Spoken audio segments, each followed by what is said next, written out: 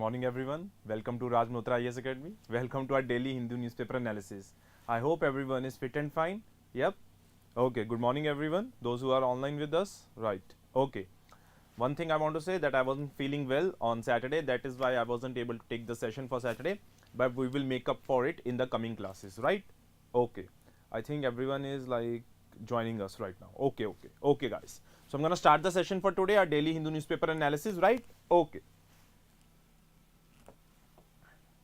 This is one thing that I want to tell you again, guys, that if you are interested in joining our Ignited Current Affairs course, then you can enroll on this particular course by contacting on this number and availing all the details that you want to know related to basically this Ignited Current Affairs batch. This is basically a very beautifully crafted batch that contains current affairs related to the Hindu, the Indian Express, the PIB, the Hindu Business Line, Down to Earth and Yojana, where we try to cover extensively all these basic newspapers and magazines so that nothing can be left in relation to your preparation for current affairs, right? Okay. So I'm going to start the session for today by starting with the main headline. Although the main headline is that Argentina has won the World Cup, right? So congratulations who are like the supporters of the Messi and the Lionel Messi, right? Okay. But he won you need to know a little bit details as well. Golden ball was given to Lionel Messi and golden boot was given to Kylian Mbappe, right? Okay. I hope this is a very big news if we talk about around the world that Argentina has won the World Cup after 1986, right? And Messi has continued on the legacy of Diego Maradona, right? Okay. Now this is the interesting news that has come in relation to citizenship path to be eased for 6 minority groups from 3 nations. I think everyone is aware of the debate that was there around Citizenship Amendment Act. One thing you need to know that India tries to protect the, if we could say, certain minority groups from 3 countries, that is Pakistan, Afghanistan and Bangladesh.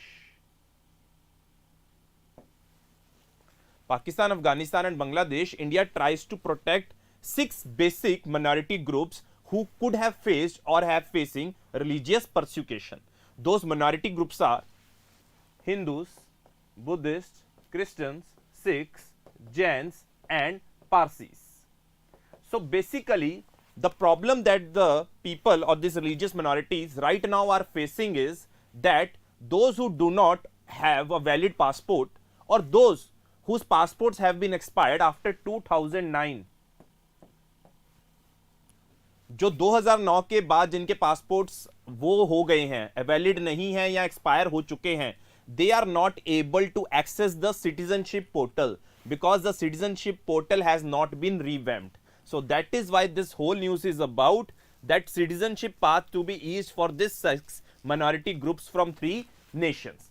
One more thing that I want to tell you, I think you must be knowing the amendment that was taken in 2015, where it was decided that till 31st December 2014, if any religious or this community, minority community has come to India from these 3 particular, let's say, countries, would be have the chance to apply for the citizenship, right? So this is the thing that you guys need to know, that the problem where it lies, it is between those years, that is between 2009 to 2014. The persons that have come to India, but they are not able to, let's say, access the citizenship portal. So they're gonna revamp the whole citizenship portal and try to ease the citizenship of basic this 6 religious minority groups from these particular 3 countries. I know everyone knows about the heated debates that were there related to Citizenship Amendment Act of the year 2019. I think everyone is aware of this fact, right? So there was a lot of debate related to this Citizenship Amendment Act. But the thing is, its rules are yet to be notified. Very very important, अभी इसके rules notify नहीं हुए हैं.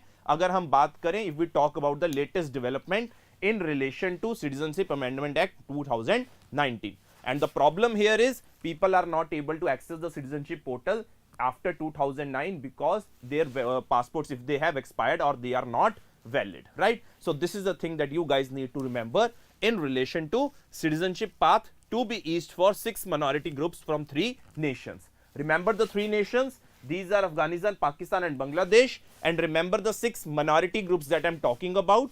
It is basically Hindus, Buddhists, Christians, Sikhs and Jains, right? I hope this point is clear to everyone and I can move on to the next part of the newspaper, right? Okay. See, every time we try to, if I talk about, we try to do the editorials at the end, but this was one editorial that we will try to do in the beginning, right?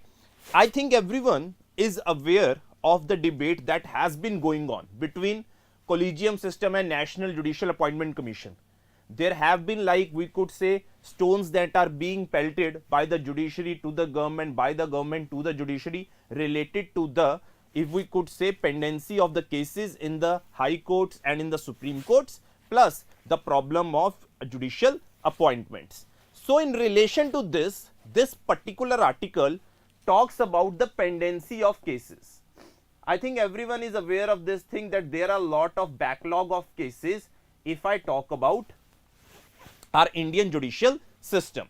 So basically this article gives us the solutions. Solutions are also very, very important, right? So this article tries to give us very, very simple solutions, and that we are also even aware of that. So let's try to look at the solutions which this particular article wants to say. The first solution that this particular article says, bring back the retired Supreme Court judges to hear admissions of special leave petitions. Bring back the retired Supreme Court judges, plus there was also a provision that was proposed a few days back. Why don't we have High Court senior advocates be appointed as ad hoc judges for a temporary time period? Now this thing is very, very important. Instead of new appointments, they are seeking to bring back the retired judges of the Supreme Court or the senior High Court advocates, so that this problem could be resolved in a very shorter time frame, right? Because you know, if I talk about this special leave petitions, there are thousands and hundreds of petitions that are filed before the Supreme Court, and it becomes a very, very monotonous task, and if I talk about, very, very cumbersome and a very complexity task. So this thing could be reversed and could be halted if we could have this particular provisions that could be implemented, right? This is one of the first scenario. Second is cultivate online justice. Now this thing is very, very important. I think during the COVID situation, our courts went online, but after we restore the normalcy to the COVID-19, again we have shifted to the physical courts. Now it is creating a lot of burden. Let's say one of the problem is, अगर हमारी physical courts चल रही हैं, that is increasing the carbon footprint as well, and there are lot of, let's say, rush in the courts and the judicial systems. So one of the thing is, if you have to dispose the cases in a earliest manner and in a very, very simple manner, you have to try this method of online justice, which was very, very successful if we talk about the online thing that we had during the COVID time. So this particular article says that you need to focus on the online justice. And lastly, one thing that is very, very important, that I think everyone knows, that mediations are the things that are being used, that if we have to resolve certain matters, whether it is related to marriage, property, civil case or any criminal case, right? So these are the things for which mediation can be used. And if we see the success story, over 55% cases are solved through mediation. So if mediation is such a very, very good thing, that could be a parallel process where the matters could be settled instead of going to the courts. So why not to go for mediation and try to promote the mediation? Why not to try to promote the mediation? So one thing it is saying, that on the basis of, let's say, all India service, like we have administrative services, why can't we have a mediation service exam, so that the people or the students could be recruited with a certain experience, so that they could take part in this mediation and try to ease the basic burden on the judiciary that we have right now. So these were the 4 things that this particular article wants to say, that if we have to, India's crushing court backlogs, out of the box reforms. So this basically is talking about the out of the box reforms. You have to mention and remember these particular points. These are nothing like such a new points that this particular person has discussed, but it is a very good thing that he has discussed, and we are, let's say, having a look at through this, and we are revising the particular thing that what is this whole problem.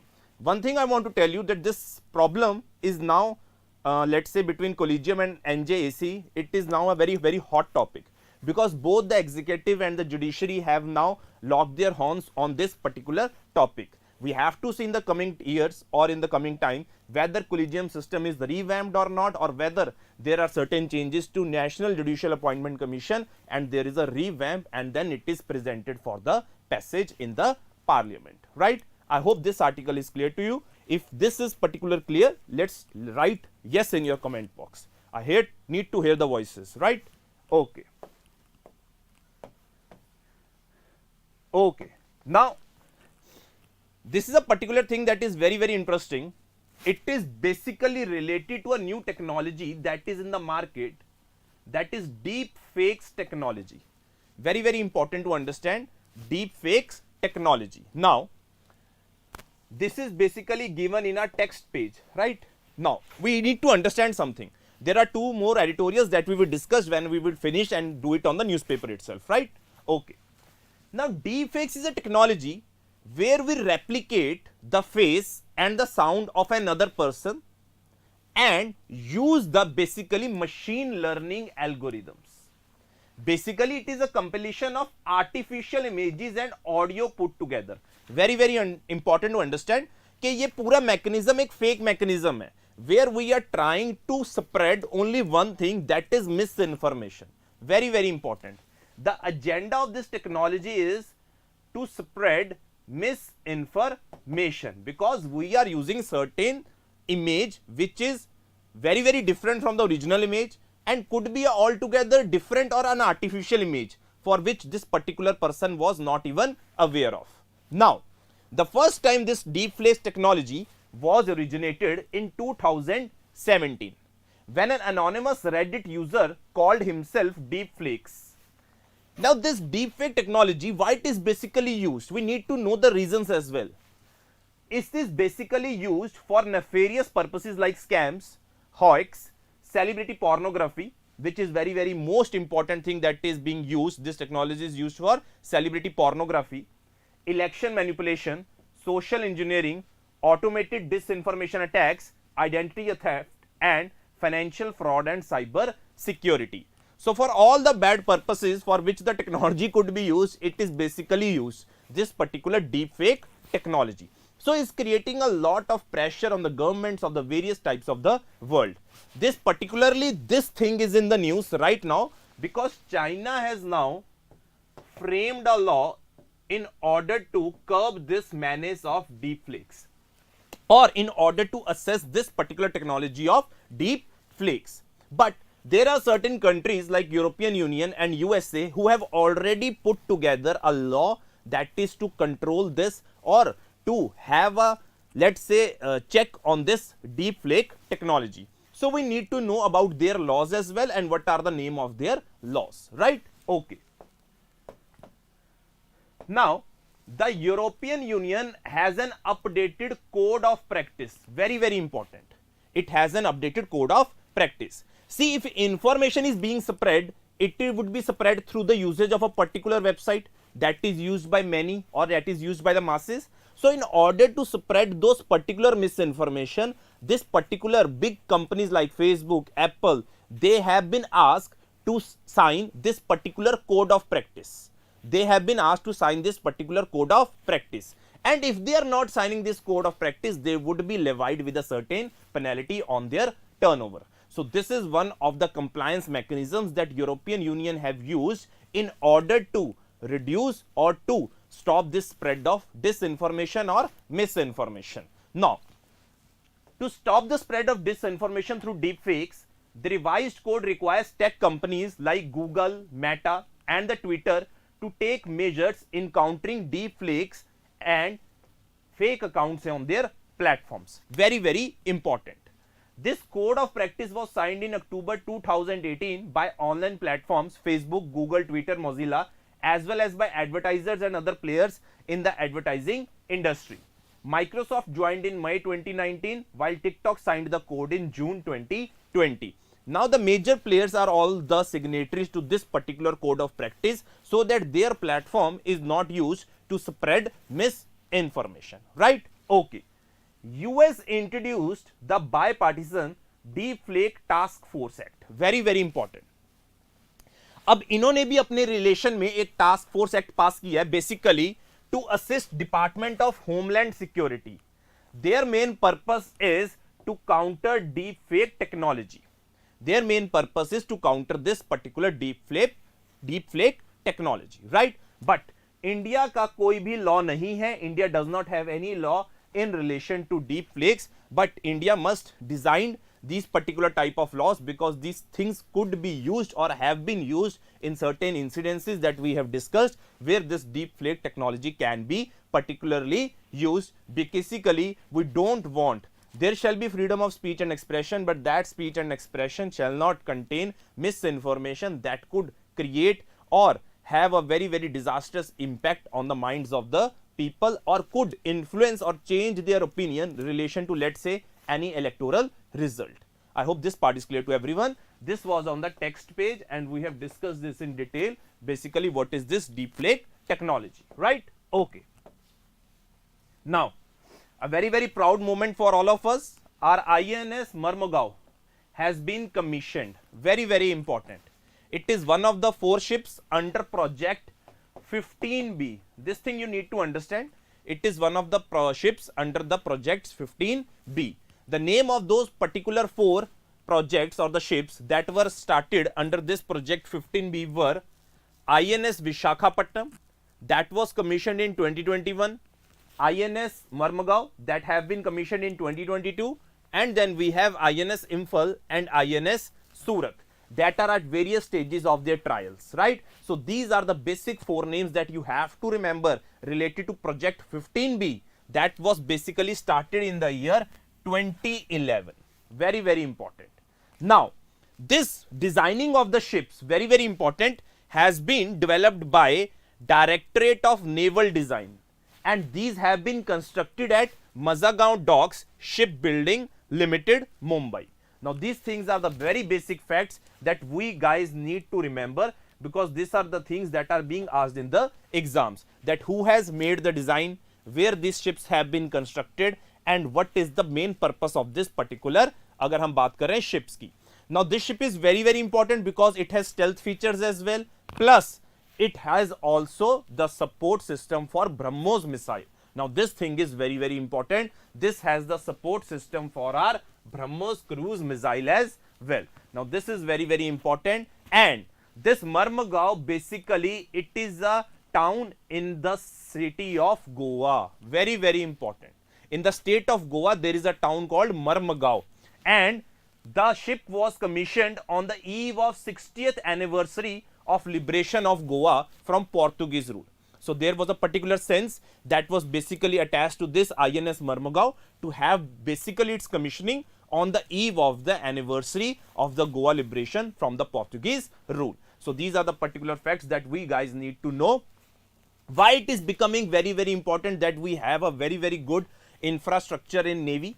Because in the coming times everything is going through the sea route, right? If we have to trade, it has to go through the sea route. So in order to control those sea routes, have supremacy over the sea routes, and have protection over your trade in these particular sea routes or in the basic Indian Ocean, you need to have a better infrastructure, you need to have a better upgraded technology capability and stealth ships that could handle any type of warfare if there is particularly there in the destruction or hindrance to your particular trade routes. I hope this point is clear to everyone, that what is this importance of INS Marmugao, which is a part of the project 15B, and it is one of the second ships that have been commissioned after INS Vishakhapatnam, right? Okay. Coming to the next part. Okay. Now, recently there have been a meeting on the Northeastern Council. I think everyone knows there are like various types of zonal councils that we have, Western, Northern, Southern, Eastern, that were all made at the time of State Reorganization Act 1956. but this Northeastern Council that consists of 8 states of Northeast was basically inaugurated in 1972, and it is a nodal agency for the economic and social development of Northeastern region. If we talk about Northeastern region, then it is basically the topmost nodal agency that we have. Now this council was very, very important, where our Prime Minister has said something like, initially we used to say look east, then we said act east, now we are saying act fast for Northeast and act first for Northeast. Very, very important terminology that has been newly designed, that is act fast and act first for Northeast.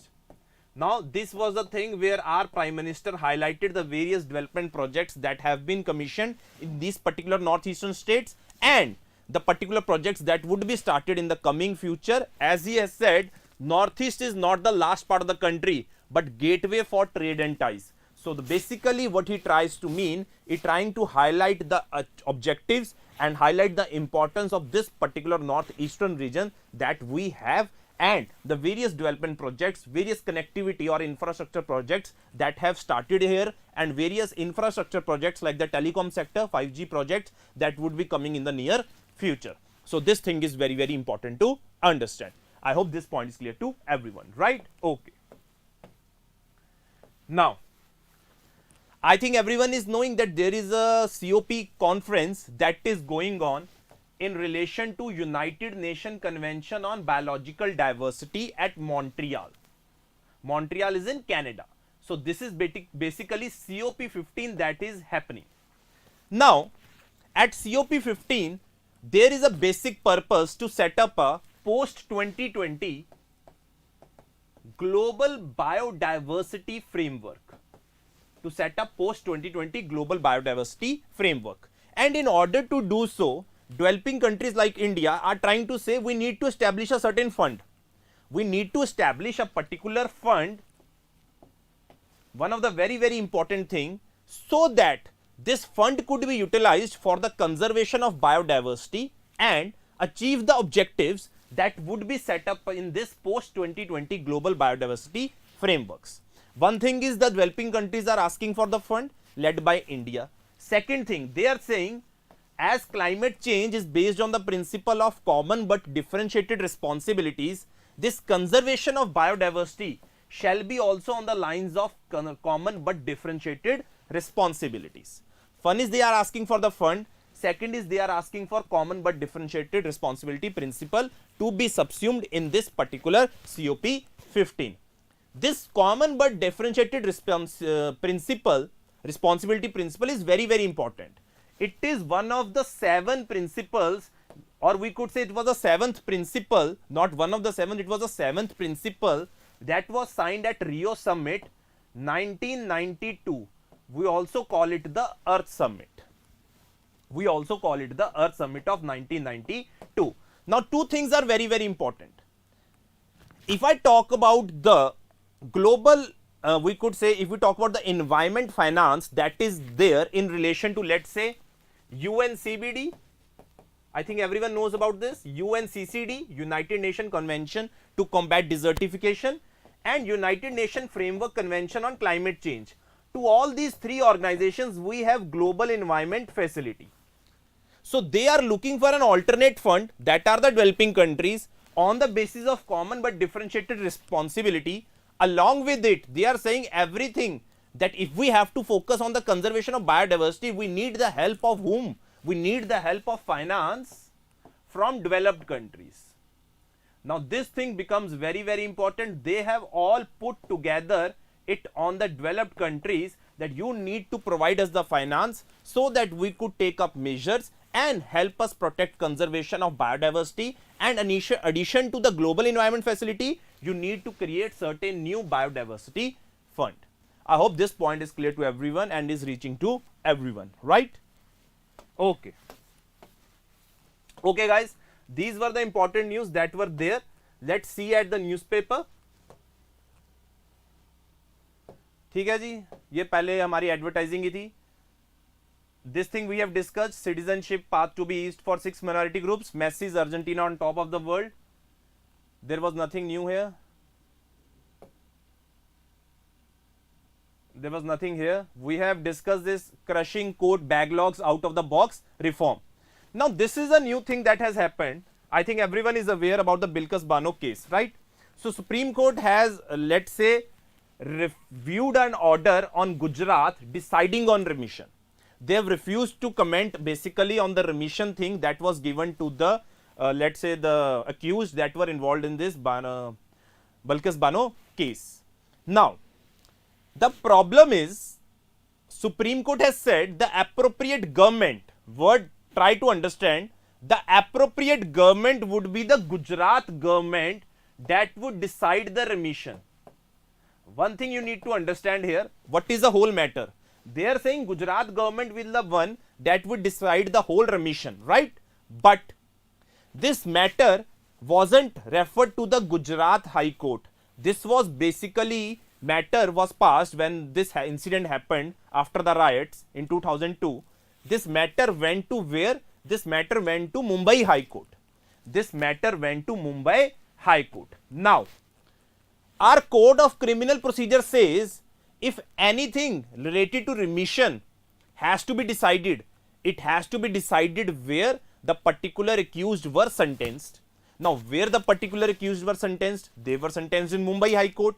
But Supreme Court has said the power shall be given to whom? It shall be to the appropriate government, that is the state government of Gujarat. Where the matter shall be, according to the Code of Criminal Procedure, it shall have been in the Mumbai High Court. So this has been the matter, and it is basically a question that is being asked that Supreme Court has to review this particular decision again, whether they want to give this authority of remission to Gujarat government or not, and there are a lot of scope and chances for it to reconsider this particular thing related to this particular case, right? So this was a basic theme of this particular article that it wanted to convey, right? Okay. Now I think everyone knows that the GST Council has happened, right? The one thing you need to know, this basically was relation to certain agendas that they had in place, right? Now they have increased the limit of threshold for the criminal offences, right? But the missing points that this particular GST council failed to address was this thing. If we talk about on the GST appellate tribunal, as we know, this tribunal has not been established. As a result, the various cases are still going where? These are still basically going in courts related to GST, because this appellate tribunal has not been, let's say, enforced, and it has not been constituted. As a result, this was, we could say, one of the wasted chance. If I talk about GST Council that has met and after 6 months under Nirmala Sitharaman, our respectable finance minister. One of the thing also they discussed, or this group of ministers had on the agenda, that is to discuss on the GST on this pan and gutka. All of this were not even discussed. There were certain things that needed to be discussed, but these were not discussed upon. So this is a very thing that you need to focus. And everything related to this decriminalization, there was one text page as well related to IPC, Code of Criminal Procedure. We need not to go into such details. If we talk about UPSC, we have to stick to the basics and the facts, right? So this was the two articles that I wanted you to discuss, or wanted to discuss with you guys, right? So this was, I am saying, decriminalization of offences under GST, right? So this is the thing that we were discussing. Deep fake technology we have discussed. Missile destroyer INS discussed. Citizenship rules we have discussed, right? Nothing more important here. We have discussed this. Northeast is not the last part of the country, right? India pushes for a new biodiversity fund, right? Mrs. World has been now Sargam Kaushal. If you want to remember the name, you can remember the name. This was nothing important. Nothing important here. Nothing on the economics page. And then finally we had other Lionel Messi's Argentina keep its date with the destiny, right? Okay guys. this is it for me. Today we have done the extensive analysis of our Hindu newspaper. I hope you have enjoyed the session, as do I have while teaching you, right? So best of luck, guys. Keep reading the Hindu newspaper and try to read our or view our analysis. If you have any doubts, do comment on the YouTube or in the comment section. We would love to hear your comments, whether what you want us to improve upon. Thank you so much, guys. We would see each other tomorrow, same time, 9 p.m. and we will back with a new coverage of Hindu newspaper. So till then, bye bye, take care.